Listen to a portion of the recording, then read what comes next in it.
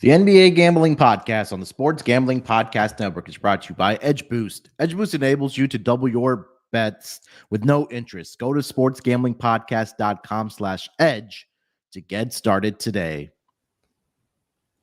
Welcome, everyone, to the NBA Gambling Podcast, part of the Sports Gambling Podcast Network. It is Tuesday, May the 23rd, currently 11:31 on the East Coast.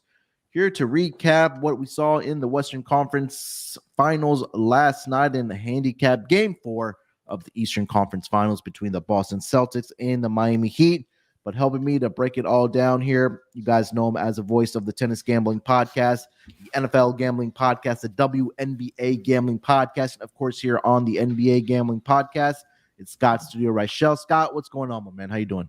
And doing pretty well. Had a mixed bag for results yesterday. Ended up splitting my lock and dog. I had Reeves over 17.5 points, and for some reason, he only took 2 threes, and he finished with 17 on the dot, which kind of sucks. However, I did have KCP 3+ threes at plus 240, and I believe that cashed in the first quarter. So I ended up splitting the lock and dog. Besides that, for the side and total, not great. Leading to the Lakers, that turned out, I don't want to call it a bad beat, but when you're up by roughly 15 at half, you'd probably assume you're going to win that one. Yep. And the total's a brutal beat that nobody's talking about because that game absolutely died. But I leaned to the over on that too. So not the greatest day, but at least KCP came through. Yeah, we'll get into the game here in a minute here. But also joining us, he is dressed for the funeral of the LA Lakers. Yeah. It's playoff Lante. Lante, what's going on, brother? How you doing? Yeah, man. Sad day, but I mean, I saw it coming. But yeah, I'm doing pretty good though. Outside of that, hopefully we get a little bit more extensive series tonight. So rooting for Boston to extend the series so we can get at least one more basketball game before the finals. Yeah, I'm not sure the last time I remember both conference finals being sweeps. But I don't think it's ever happened. Yeah, I don't think so either. I something to look up for sure, but we'll see what happens tonight. We'll talk about that game 4. We do have Scott Foster on the game here tonight. Oh yeah. Not sure if he's living up to the extender name anymore, more like the extinguisher, but we'll get into that. But yeah, I mean, look, Scott mentioned it. You mentioned it. We all mentioned it. Lakers 1-2-3 Cancun. They get swept by the Denver Nuggets. Scott alluded to it. They were up by 6 to 8 points in the first quarter, double digits at the half. And it was just a tale of two halves last night in the Western Conference Finals between the Denver Nuggets and the LA Lakers. Denver in the second half yesterday outscores the LA Lakers 55-38. They get the 2-point victory and sending themselves to the NBA Finals. Nikola Jokic did take home the Magic Johnson Western Conference MVP. If I'm not mistaken, it was named after Magic Johnson. 30 points, 14 rebounds, 13 assists. Jamal Murray did have 25 points last night, 0-4 from three-point land. I know Terrell and Scott talked about KCP being that guy for this Denver Nuggets team. He finished up with 13 points, 3 of 7 from three-point land.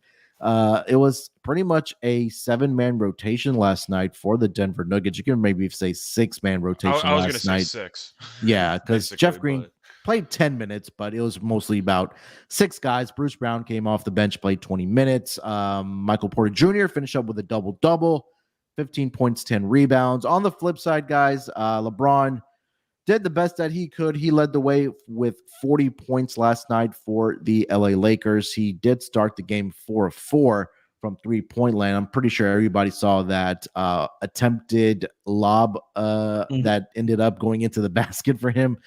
Sometimes that's how you kind of change your fortunes, but he did fall 1 assist short of a triple-double. Anthony Davis, 21 points, 14 rebounds. All 5 starters were in double figures for the Lakers, but just not enough. Scott, takeaways from this series, and I know we'll talk a lot about off-season stuff, about teams that need to make moves, but I think we all may agree, or we talked about that the Western Conference winner would probably be the team to beat in the NBA Finals. But has that tune changed for you? And what were your kind of takeaways from the series between the Lakers and the Nuggets, Scott? I would say nothing's really changed, just thinking that the Western Conference was the better conference from the start of the playoffs. You could argue going into the playoffs, once you had Milwaukee and a couple of these potential world beater teams, that the Eastern Conference was better. But I think everyone knew roughly in the first round that the West was actually the force to be reckoned with, so to speak. So I do think at the end of the day, nothing's really changed for me. I was on the Mothership show last night, and I guessed that the Nuggets would be around minus 300 against the Heat. And I was told about 5 minutes later the Nuggets are minus 300 against the Heat on the look-ahead markets. I'm not surprised. According to the sports book software, whatever you want to call it, the Heat have been, I'd say, disrespected for a month at this point. So I'm not totally shocked that Denver is a pretty substantial favorite there if they would play against the Heat. But overall, once again, I feel like everybody's faded Miami, or a lot of people have considered them to be a little bit of a Cinderella story, and potentially the Cinderella story ending with each passing round, and they keep, passing every test. I think Denver would beat Miami. But then again, I thought that Boston and I thought that Milwaukee would. So I don't know if that means anything anymore. But I do think if I was going to pick a series between Denver and Miami, I would still lean to like Denver in 6. It would be a great series. I don't care about the TV rating nonsense. As a basketball fan, it would be a hell of a time. But I just think that Denver, I kind of mentioned it in the Mothership show. I don't want to go into the same rant that I gave or the same explanation. But it just feels like the entire Eastern Conference, besides Miami, is extremely weak mentally. And Miami is just able to absorb any type of negative blow that they deal with and overcome it. And I cannot really say the same for any other team in the Eastern Conference. Milwaukee won a title, but with Budenholzer, they've been known to be playoff chokers in the past, and they've been relatively soft. The Knicks, you could argue Randall's mentally soft, but still, they were somewhat tough mentally. They just weren't talented enough. And you have Boston, who's been rolling over every step they can, every step of the way. So it just feels to me that Miami has been able to punk a bunch of teams, and Denver would not be able, you'd not be able to do that to Denver as well, because Denver actually has a couple of guys who are willing to deal with adversity in a relatively normal way or effective way. And I can't say the same about other teams in the East. So I'd still lean to Denver. If that was the matchup I was getting, I'd probably pick Denver in 6. But I definitely wouldn't count Miami out. I would not price Denver at minus 300 if I had to do it myself. But based on where Miami's been priced recently, 300 was my guess. I would probably put Denver at like minus 160 if I had to price it myself. Yeah, I thought it would be less than $2 as well. I think minus 300 is outrageous. Well, I didn't think it was going to be less than 2. That's just where I would put it. I thought it was going to be at minus 3. Yeah. I think both of these teams, if Miami does indeed close it out within the next, with what they have 4 outs right now, I think they get it done tonight. We'll get into the game here in a minute. But both of these teams are playing with a chip on their shoulder, right? We've read a lot and seen a lot and heard a lot of Mike Malone's post-game conferences after this Lakers series that, they've kind of felt disrespected, that they thought that the Lakers would come in and just take care of business against this Denver Nuggets team. But it's been quite the contrary, obviously, with the sweep that the Denver Nuggets gave to the LA Lakers. And I mean, give a lot of credit to Nikola Jokic, Jamal Murray, Michael Porter Jr., KCP, Bruce Brown. I mean, all those guys stepped up in every single game for the Denver Nuggets to go ahead and seal or punch their ticket to the NBA Finals. So, Delonte, thoughts from the Western Conference Finals? Did anything surprise you? I am surprised that it was a sweep. Lakers were in these games going back to the first 2 games, like they were in the games, but they just didn't have enough in the end. They were in every game. Yeah. I mean, I think in theory, just I'm just surprised they weren't able to close. I mean, they were so poised against Golden State and Memphis. Even Memphis being shorthanded, I thought that the Lakers would be able to at least get a game or two. I thought it would end in 6. Mhm. I think Denver's execution and the way they were playing defensively was just on another level. I know me and Scott both talked about Denver's defense being somewhat of the underrated story in the playoffs, and I thought that they turned it up a notch. Whereas the Lakers side, on the defensive side, it was just more so. I don't know if they just were outmatched or if they were just not. Maybe they were confused. I'm not sure what was going on, but I thought Denver basically won the series with their defense and their ability to be able to switch guys on to AD and LeBron and force at least one of them to just have that 40-point game to try and beat them. I mean, we Yeah. saw LeBron fall short, Mhm. and he. I didn't think much of it outside of the Lakers just being swept. I thought that Denver's offense would give the Lakers defense problems, not to this extent, but Mhm. yeah, I mean, I didn't think anything else was shocking outside of it being a sweep. It was a competitive, 4 games. It wasn't like Denver Yeah. blew them out. So, Yeah. um, I give Denver a lot of credit, man. I think Denver is one of the more underrated teams. They have been going into the season. But yeah, man, the Lakers got some work to do in the offseason. I know we'll save that for another time. I mean, you were Yeah. kind of dancing around it, but can we just acknowledge that a big reason or a big explanation for what you're referring to is just AD being extremely inconsistent Oh offensively? yeah. Oh yeah. Yeah. I mean, On we both just talked. sides, on both sides of the ball, On both honestly. sides too. Well, on Yeah. one side he's against Jokic, and you can't really stop Jokic at all. So it is what it is. Jokic hits 2 shots over his head. I'm not going to yell at you about it, but still, Yeah, of course, yeah. the 80, you mentioned the offense, and that's definitely true because Denver's defense has been a point of criticism for months up to this point. And yet AD at times was either disinterested or just completely neutralized by Denver. And LeBron still had a great statistical series. I know in the fourth quarter he wasn't exactly the greatest, but still, his numbers were very good. And once again, he went for 40, 10 and 9 yesterday, Mhm. 31 points in the first quarter, but still, it really just came down to AD not being able to put consistent pressure on Denver's defense. And we saw it in game 1 when he had 40 and change. And you thought, okay, Jokic and AD, they're about to go at it. And then AD, I don't want to say no-showed the rest of the series offensively, but he set the bar way too high with his game 1 experience that we all assumed he'd at least break 30 at some point. And he was kind of just mediocre. That's kind of how it looked for me. At least for a potential Yeah. superstar, quote unquote. Yeah. Yeah.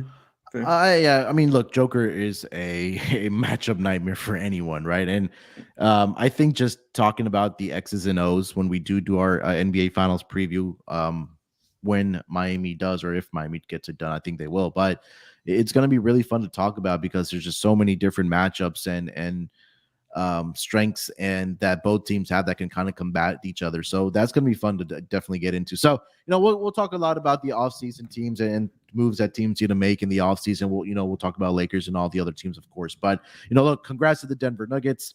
They advanced to the NBA Finals, and now they wait for their opponent, whether that's the Boston Celtics or the Miami Heat. Before we get into the game, guys, let me tell everyone about the newest sponsor on the Sports Gambling Podcast Network. That is going to be Edge Boost. Have you signed up for Edge Boost yet? If not, you're missing out. Edge Boost is the world's first bet now, pay later Visa card. Similar to buy now, pay later programs, Edge Boost enables you to double your bet with no interest and pay back that advance over 4 equal weekly installments. That's right, 0% interest. Simply deposit funds into your account and Edge Boost will match the deposit so you can use 2 times the funds on any legal sports betting site. Edge currently offers up to $2,500 in advances, up to $2,500 you can add to your bankroll. So go to sportsgamblingpodcast.com to sign up. That's sportsgamblingpodcast.com/edge to sign up. Must be 21 years or older. Only valid in legal gambling states. If you have a problem gambling, call 1-800-GAMBLER. All right, guys. Game 4 between the Boston Celtics and the Miami Heat is tonight. Miami Heat have a 3-0 lead. As it stands right now, I currently see the Miami Heat are a 1.5-point home favorite. Total is between around 216 to 216.5 right now. Delonte, lead us off here with the spread here. Miami -1.5 minus 120 on the money line. What are you thinking about the game here tonight? Yeah, full disclosure, I've been wrong every game in the series except for the total. I've been You good don't on like the to total. brag, but you know. I've been wrong every game. So I've been on Boston every game. So I might as well just keep it going and play them on the money line here. I mean, I don't know if they can play any worse. Can they? I don't know if they can. I mean, just no effort, no energy. I think they'll come out just like the Lakers came out. They'll come out fighting, hitting some shots, getting those other guys involved.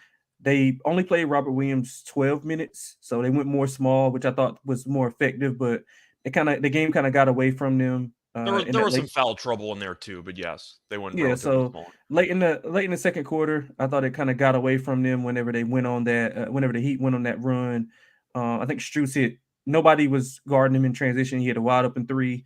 Duncan Robinson hit a corner three, and I thought the tide shifted there. But I think the Celtics, they have to come out and fight.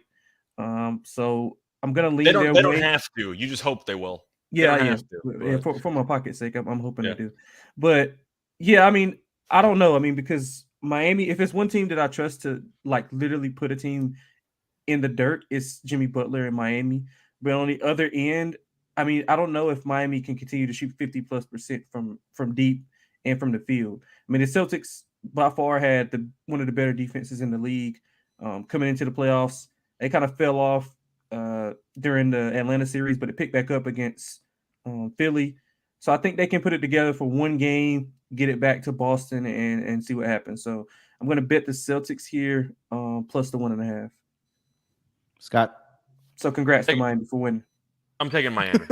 Not just because Delonte's taking Boston. Yeah. But I do think at the end of the day, you can argue or worry about a look-ahead spot potentially. You know, everyone's already crowning Miami in the NBA Finals, and you could argue that Boston has had some moments where they've responded well to adversity on occasion.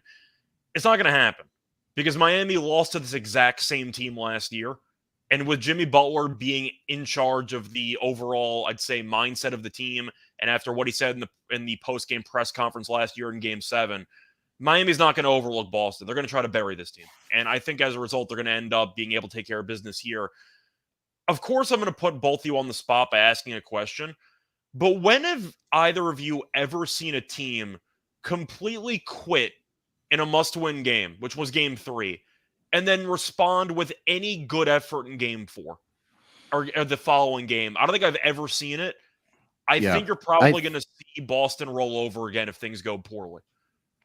I think that the nail in the coffin for me, and I'm on Miami as well for full disclosure tonight, is when Joe Mazzulla, in so many words, after Game 3 said, "Yeah, I lost the locker room and I don't have the guys ready. I didn't have the guys ready to play in Game 3. You're down 0-2. You're going into Miami with your backs against the wall, and you didn't have your guys ready to play in a do or die situation." Again, that's one thing. And then you take a look at Jaylen Brown's post-game interviews as well. I think that this is probably if they don't win tonight, this is probably his last game as a member of the Boston Celtics, in my opinion. But again, that's an offseason conversation. Well, you mentioned Mazzulla. Sorry, just to interrupt. You mentioned Mazzulla basically saying he lost the locker room. And one, you can't say that. I posted that on Twitter a couple days ago. You can't say you lost the locker room as a coach. You just guaranteed yourself to get fired, basically. I think he was going to get fired anyway, but still. On one hand, Mazzulla did a poor job preparing his guys. On the other hand, that doesn't explain bad effort. The Celtics at no point in Game 3 looked like they even wanted to bother, besides Grant. And Grant Williams got a lot of flack for, talking trash to Butler in Game 2 and getting Butler going. At least he's shown some effort. He's shown some heart. He's shown something. Yeah. Jaylen Brown, I understand he's trying to, make some cryptic comments about whatever. What have you done the entire series? Why are you trying to trash talk your teammates? We're getting cooked, bro. I understand that Jaylen Brown was I believe he was he a second-team All-NBA guy this year? Third-team All-NBA guy? Second-team All-NBA. Yeah, he was second. He was second-team All-NBA. Yeah, he was second, Yeah, so he's an all-star, he's had a great year, but at the same point, in terms of the team hierarchy, why would anybody want to think that you're worthy of giving criticism to teammates when you've basically no-showed the entire series? That's the problem that I have. I just feel like Boston's too dysfunctional. And people, once again, will blame it on Mazzulla. I blame a lot of the execution in the fourth quarter on Mazzulla. It's also going to fall down from Tatum and Brown, where there's no leadership on the team. And once again, if you're going to be pointing fingers and blaming other guys, and Smart's telling Jimmy Butler to shut his mouth because they won last year and proceeded to lay an egg in the finals, I don't know what to tell you. Like, this team is just extremely dysfunctional. And even though Mazzulla, once again, might not have had his team ready to play, that doesn't explain no showing a game in terms of effort. Nobody on Boston gave a crap about the game, and that's a serious red flag to me. I think that this team is mentally weak, and I think they're probably going to roll over again. Yeah, and I think outside of Jimmy Butler as well, you talk about guys, veterans like Kyle Lowry. I know Udonis Haslem has had his moments as during the regular season about calling teams out. They should have played him in Game 3 when they were up 30. They by the way, you had Haslem chance in the arena. You should have got him in. Yeah, so you're right. I think that the leadership has been, or the leaders or lack thereof for Boston has. Who's the leader though? There is Al no. That's Horford is prematurely calling timeouts to taunt the other team. You have Marcus Smart throwing punches midway through game. Who's their leader? Like, that's the problem. So, and again, I had mentioned this at the beginning of the series. I said they definitely have the better coach. They now seems like they do have the best player on the floor as well in the Miami Heat and Jimmy Butler. I know Jason Tatum has had good scoring nights, but he hasn't really gotten the support. But nonetheless, getting back to the spread here, I think that, Miami does get it done here tonight. Jimmy Butler, as the leader of this Miami Heat team, he knows that, hey, we don't want to go back to Boston. Let's not fuck around. Let's close the series out on our home floor. Let's punch our ticket to the NBA Finals, and then we'll have a different discussion at that point. Total is currently sitting at 216, guys. Scott, anything on the total here? I have no clue, because game 3 went over because you had like 70 points in garbage time for the entire fourth quarter. So I don't even know what to make of that game. I guess I'm going to lean to the over. I don't feel good about it. But once again, I question Boston's actual effort defensively. And Boston's defense was really their claim to fame last year. And Miami's averaging 120-plus points per game in this series, and I feel like not enough people have talked about it. Miami's gotten whatever they wanted the entire series. Yeah. And Boston offensively has been good for the most part until the fourth quarters, and I'm hoping that they can maybe keep it going in this game. I have no clue for the total, because once again, I don't know what effort I'm going to get from Boston. So I think I'd feel better about a Miami team total over or maybe a Boston team total under. But once again, if I question the overall effort, especially on defense for one of these teams, I guess I'm going to lean to the over. But once again, I don't know what to expect. Yeah, I really like the team total over here tonight for Miami. Like you mentioned, they have gone over their team total in every single game thus far in this series. They've scored 128, 111, and 123. And again, like you mentioned, Boston's defense, they've let Miami get whatever they want. Especially, I know, Delonte, you brought up the point about if you don't think that Miami's going to knock down their shots.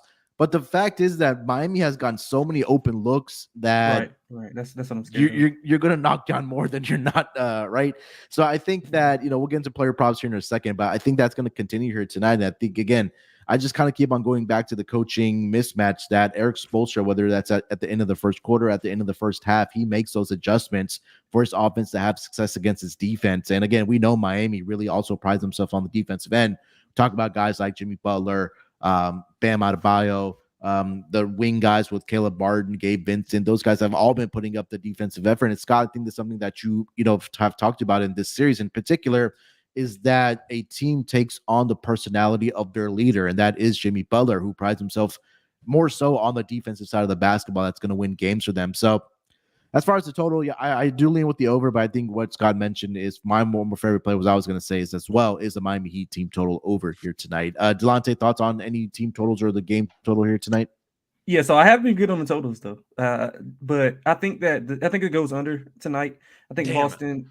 We disagree on everything. Okay. No, because I mean, like you guys' point, like I'm not disagreeing with it, but the way that I'm envisioning the game to go, and me liking Boston, I'm thinking that they have to ramp up the intensity, and that starts on the defensive end. So if they're able to at least limit some of those open shots and at least make it tough, now if they make tough shots, fine. But like you said, they've been making wide open shots. Like, how many times have we seen Duncan Robinson and Caleb Martin shoot, and the nearest defender is probably within the paint, like not even Yeah. like 5 or 6 feet.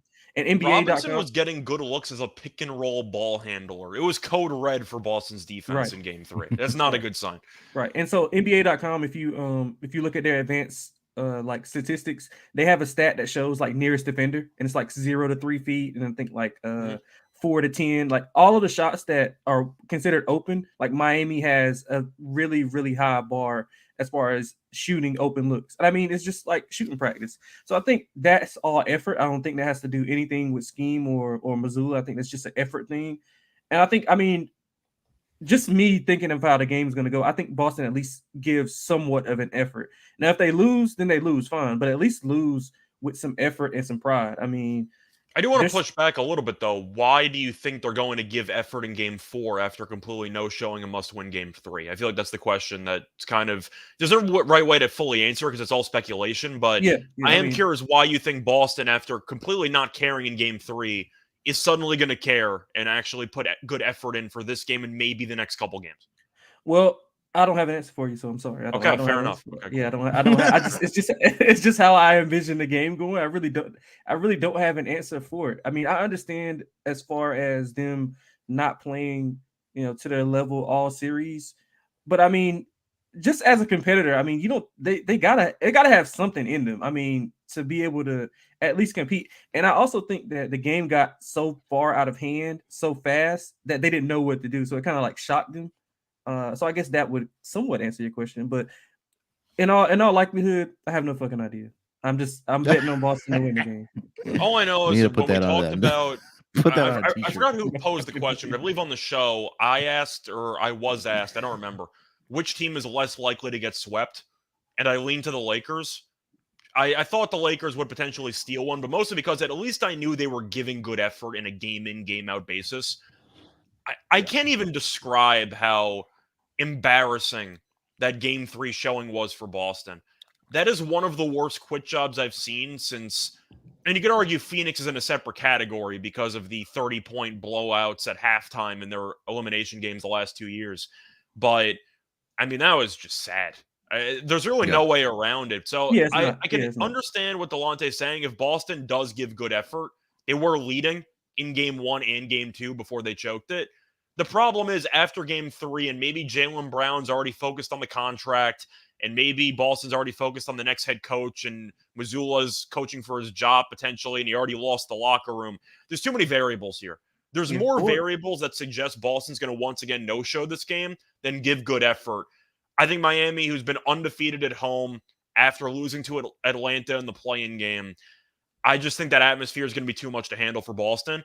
And once again, if Boston, you don't trust them late in games when they're up double digits, and you don't trust them when they fall behind early, when do you trust this Boston team at this point? Because I don't even trust them if they're up double digits. So I'm going to lean to Miami. Okay, check this out. So this is my thing. So Boston has been getting open looks. They just haven't been making them. So if half of those looks fall, and then Miami, they play a little bit better defensively, and Miami's looks doesn't fall, it might balance it out and make it a little bit better. It's about intensity for me, though. As cliche as it sounds, I know for a fact Miami wants it more. And as crazy as it sounds, because once again, they made the finals last year, and they're against a team that they had a war with last year that went 7, and Jimmy Butler's been trash talking the entire team. Nobody has really just shown any heart besides, once again, Grant Williams. And when Grant Williams is your main guy showing energy, you're probably screwed. And realistically, I think that until Boston shows me consistent effort for a full 48, I don't believe they're going to wait until they're down 3-0 to give me their best effort in a week and a half. That's how I'm looking at it. Yeah, I mean, look there. Yeah, I think the all-in effort was supposed to be in Game 3, and we saw what happened in Game 3 for the Boston Celtics. So, I mean, how do you pick yourselves up after that when history's not on your side, when no team ever in NBA history has come back down from a 3-0 deficit? You got blown out. Your head coach doesn't know what he's doing half of the time, or most of the time, I should say. And your second best player has been really inconsistent as far as scoring the basketball. So, and again, it just comes down for me is that Eric Spoelstra has been calling those timeouts at the right times when Boston has been going on those runs, when it's kind of been the opposite for Joe Mazzulla. So even even if Boston, at least Miami tries to throw you off rhythm. Yeah. Like Boston's been letting Miami do whatever it wanted for the first 3 games, even if the zone is ineffective in small spurts. at least it gives the other team something to think about. It feels like Boston's played the same exact defense for 3 games with the occasional double team on Butler for about 3 minutes in game 3, and they just never went back to it again. Yeah. And it's just like, it feels like the Boston Celtics are just hoping that the Miami Heat just miss their shots. That gives them an opportunity to win this game. I do too. Yeah. All right, guys, before we get into our player props here for game 4, let me tell everyone about Shady Rays and Shady May. Shady Rays is teaming up with SGPN. For Shady May, not only do you get an amazing 50% off, but you also have a chance to win $500. Shady Mays have you covered from the sun to the slope with premium polarized shades, customizable snow goggles, and much more. Shady Rays have durable frames and extremely clear optics for outdoor adventures. If you lose or break your pair, even on day 1, they told us they will send you a brand new pair, no questions asked. If you don't love them, exchange for a new pair or turn them free within 30 days. There's no risk when you shop with Shady Rays. Their team always has your back. And for our international listeners, Shady Rays have you covered as well with shipping to Canada, Australia, New Zealand, and the United Kingdom.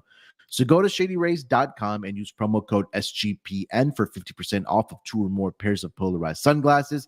And remember, May is almost over, so make sure to take your receipt to sportsgamblingpodcast.com/shady for your chance to win $500 in the Shady May contest. Guys, I'm not sure if the LA Lakers have gone to shadyrays.com to get their Shady Rays because they are headed to Cancun here. So maybe Boston should check out the website as well. But nonetheless, let's get into some player props here, gentlemen. Delonte, lead us off. What do you got for tonight? Yeah, so I'm going with something small like Grant Williams over 4.5 at even money. I think he's going to play 20 plus minutes. He's played 25 plus minutes in the last 2 games. He's had let's see what I'm not sure the exact points he had. Let me make sure. Damn it. Leaked on my last game? Just the last 2 games, because I know he's went over 4.5 in the last 2 games. Let me see. So he's had 12 and 9. So I think he's going to get extended minutes tonight. I think he'll hit a 3 or 2. I mean, he's going to get the shot attempts. He's shooting 7. He shot 7 last game and 6 the previous game. I think he's going to be on the floor more without Al Horford. Al Horford's pretty much a net negative. He should be benched. Shouldn't play at all. Him or Robert Williams should never play together. I don't know what Mazzulla was doing anyway, but I think Grant Williams is inserted. He might be inserted into the starting lineup, which would probably give them a little bit more juice because he's at least going to play hard. For who? For Horford? Yeah, for Horford. Yeah. So I think he'll get a few shots to fall. And I like him over 4.5. I also like Tatum over 29.5. So it's been 3 instances where Tatum has had under 20 points in the playoffs. He's averaging 36 points per game after that. So I think he'll have a big night tonight against the Heat. I mean, like I said, the Celtics shots just aren't falling. That's pretty much not a hit on Miami's defense, but some of the looks that the Celtics are getting are just not falling when they usually are. So I'm going with Jason Tatum over 29.5. And Jimmy Butler points, rebounds, and assists. If it's anybody that's going to play hard and try to close it out in a big spot, it's going to be Jimmy Butler. So I think he goes over his points, rebounds, and assists tonight.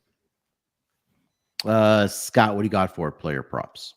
So I'm going to stick with the supporting cast in Miami that's done pretty well lately. I'll look at Vincent. I'll look at Martin. I think Martin's number is way too low. I saw that at like 11.5 for points. That should be a lot higher because he's been incredible for them this series.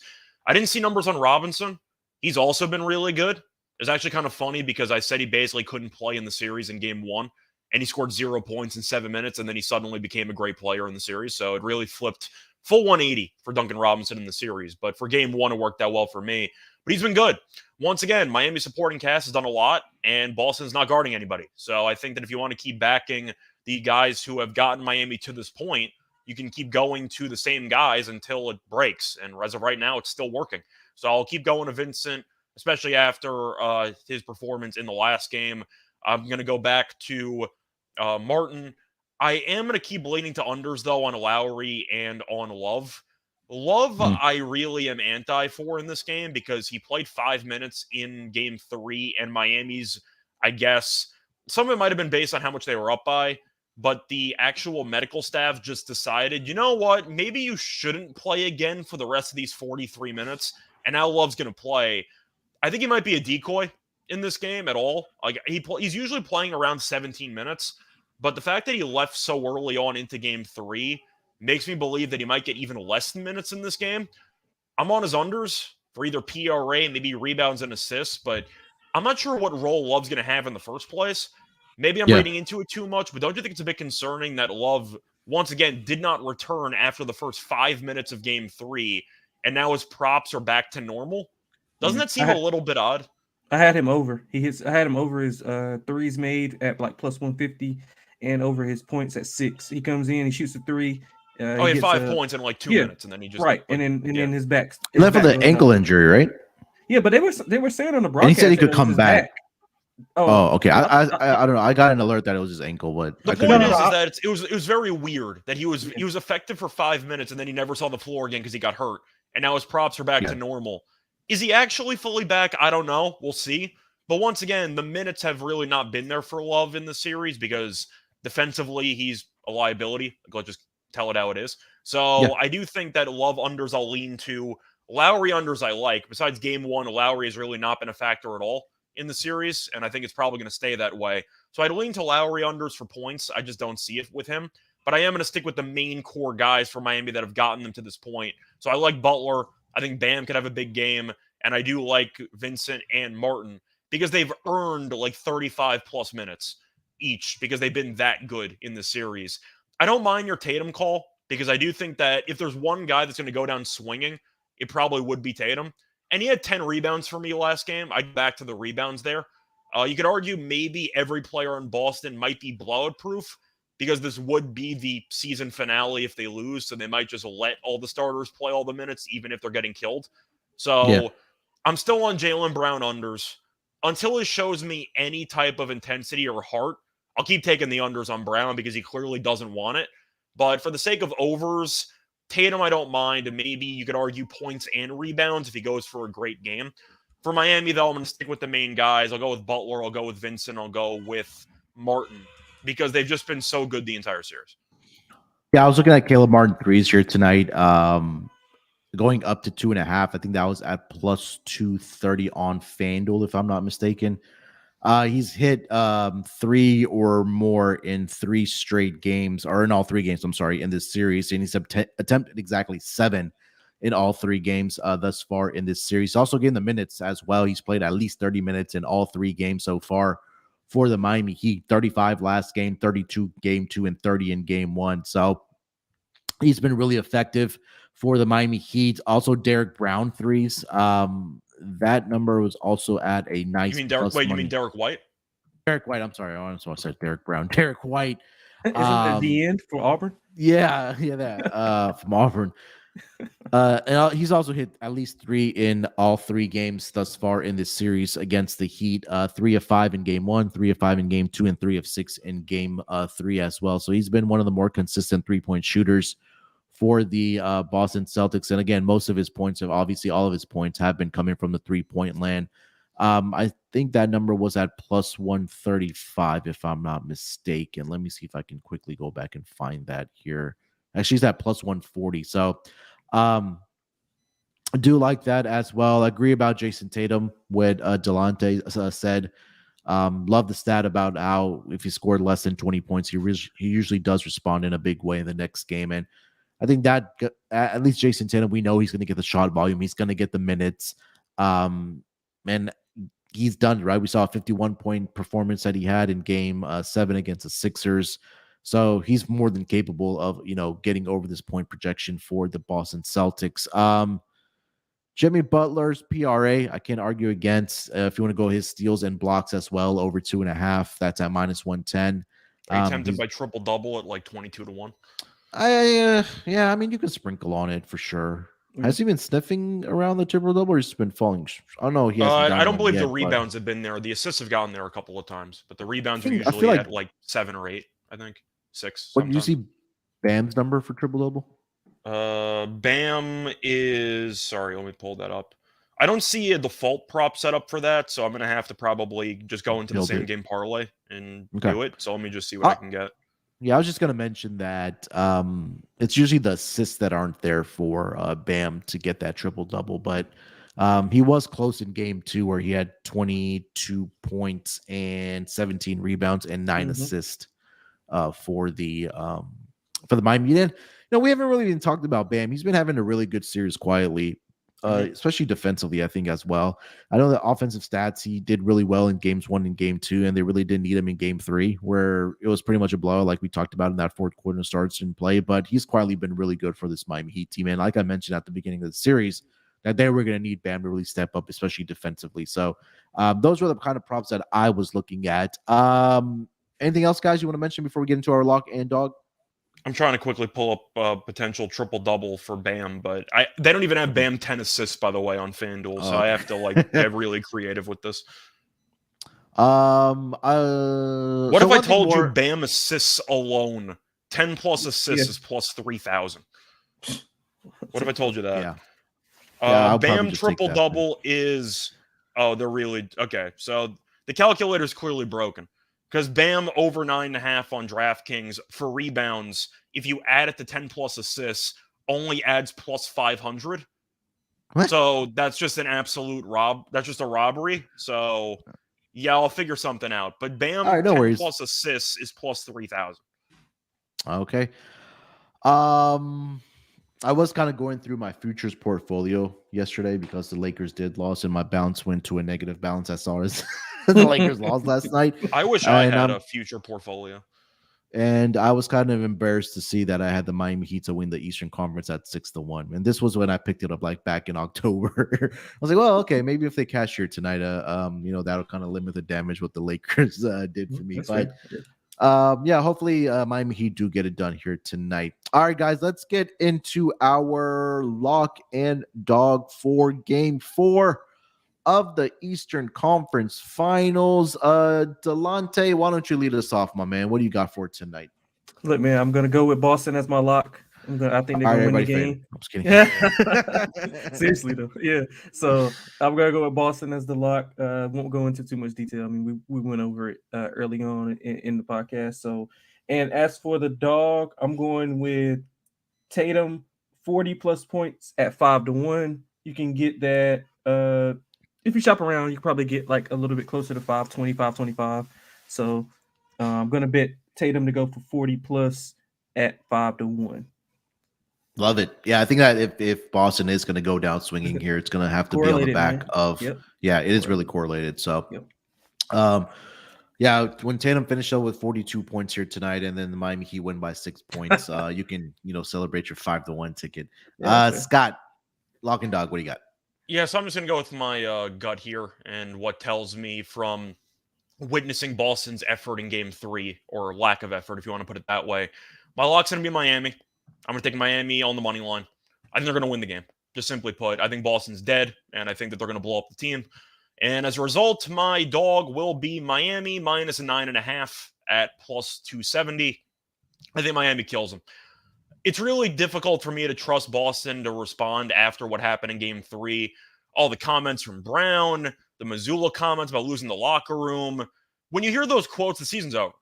Yeah, I don't know how a team's supposed to come back from that. At the end of the day, I know it's going to be a little bit of a cop-out to take Miami on the money line and an alternative spread as my lock and dog, but I got to trust it. Miami's going to win. I think at home they've been so dominant, and once again, with them having revenge after what happened last year, I'm not going to compare it to the Bulls beating the bad boy Pistons and blowing them out in the final game just to get revenge from what happened the year prior. But when you have a shot to not only beat the team that beat you last year, but embarrass them on national television, I think they're going to go for it. So give me the Heat money line as my lock and give me the Heat minus 9.5 at plus 270. I think Boston quits again, simply put. Yeah, I'm there with you. I'm also going to be on Miami here tonight, but I also do like their team total to go over 108.5. 108.5 is a number. Boston defensively just looks lost, man. And again, we talk about in-game adjustments. We talk about Coach Spo making those halftime adjustments for his offense to find that success, and they've been able to. And we talked in depth about how Miami's been able to get these open 3-point looks. they have guys that can knock down that shot, whether it's Caleb Martin, whether it's Gabe Vincent, whether Kevin Love can knock down one or two for you. Kyle Lowry can contribute in that area as well. Duncan Robinson. And I think this is going to be a game where Jimmy Butler is going to put his team on his back and carry them into the NBA Finals. So I think that they'll definitely score 110 plus points here tonight. So I'm going to take that as my lock. For my dog, I'm going to go with Caleb Martin over 2.5 3-pointers made here tonight. That's around plus 205. Like I mentioned, the numbers with Caleb Martin, he's getting the minutes, he's getting the attempts, and he's done it in all 3 games thus far in this in this series against the Boston Celtics. I just feel like those looks are going to continue to be there for him tonight, whether it's in the corner, or whether that's in, on the right wing extended. He's been able to knock them down and really provide that scoring punch for the Miami Heat. So Caleb Martin, 3+3s is around plus 240. Definitely shop around for the best number. I'd also mentioned Derek White. So if you want to put a 2-game parlay together with Caleb Martin and Derek White, 3+3s, that number comes out to, and it won't let me do it for whatever reason, but I'll try to tweet it out. But it should be a nice plus price for both of those guys combined to hit 3 or more 3-point shots here tonight. It's at plus 575 over on DraftKings. So Derek White, 3+3s, and then Caleb Martin, 3+3s. I'll give that as a bonus dog, plus 575 in the same game parlay. Guys, that's going to do it for this edition of the NBA Gambling Podcast, possibly our last episode before the NBA Finals. Scott, anything else you want to mention before we get out of here, buddy? Oh, I know you kind of want to get out of here, and usually we push the hour mark, or we're not really that close to it today. Do we want to touch upon LeBron's quote-unquote retirement speech, or do we not want to talk about it? No. Yeah. Don't even bother? I don't even want to talk about it. I think we all know that it's a bunch of nonsense, but I just wanted to get that in the air. Yeah, I tweeted this out this morning, and I said that LeBron just gave ESPN another month worth of content for them to talk about if he's going to retire or not. Oh, yeah, there's no way. They're definitely happy. LeBron is no way walking away or retiring after being swept in the playoffs. That's just, he's going to get the whole hoorah, farewell. And, he's mentioned it multiple times that he wants to play with his son once he does into the league. So, yeah, I'm not buying to that nonsense. Just to be clear, we're on the same page. I just felt like we had to at least acknowledge how dumb that whole situation was at the end. I still believe that there's either 2 approaches that LeBron had. Either one, it's a threat to get the front office to maybe make a push for Kyrie. Maybe. The other one is the fact that you change the narrative quite well when you threaten retirement so nobody talks about you getting swept. Just saying. Just saying. Changing the public narrative might pay some dividends there. I think that it's probably the latter, and Steven's talking about how LeBron might be a narcissist. He is. I do think some of it could be a ploy to get people to stop talking about him getting swept. I'm just going to throw that out there. Hey, I love He's a LeBron, businessman at the end of the day as well. Yeah, that's it. Lante, anything else, my man? Yeah, man, to all my Lakers fans, I know it's tough right now, but please, Kyrie Irving is not the answer. Just keep your tweets in the drafts. He's not the answer. I don't want everybody to be, with egg on their face if they get Kyrie and it ends in similar fashion. He's not the answer. He's not going to get carried by LeBron. LeBron needs somebody that's going to carry him where he can just play in spurts. So just try to stay off the Kyrie Irving wave right now. Do you think they try to trade Davis?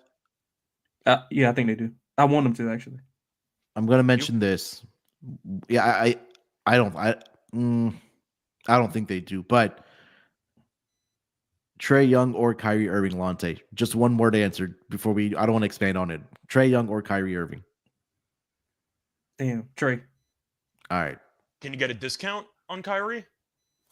Don't care. Man, Kyrie is capable of literally leaving like in mid-season and going to like Africa for I get it. Reason. He's a team destroyer. I'm just saying, based on the Lakers' current roster, if Kyrie takes a serious pay cut and you can get Kyrie at, let's just say, a ridiculous $10 million, I'd rather take Kyrie for 1 year at $10 million than Trae for about Trae 40. At, yeah. So if you're including salaries, I would take Kyrie if he takes like a mid-level exception type of situation. But if you're asking me right now, player for player, same contract, I'm taking Trae Young. Yeah, I want Trae too. Yep. All right, guys, that's going to do it for this edition of the NBA Gambling Podcast. Again, make sure to follow us on Twitter at SGPN NBA. Make sure to follow Scott on Twitter at Reichel Radio. Follow Lonte on Twitter at Lonte at board 824. Before you get out of here, make sure to smash that like button for us on the YouTube stream here. And if you haven't already subscribed to the NBA Gambling Podcast on the feed, tomorrow in some form or fashion, we'll recap game 4 of the Eastern Conference Finals, and then we'll see. We'll definitely have content as we go throughout the week and lead up to the NBA Finals. All right, guys, good luck with your bet here tonight. Let's break these books off and let it ride.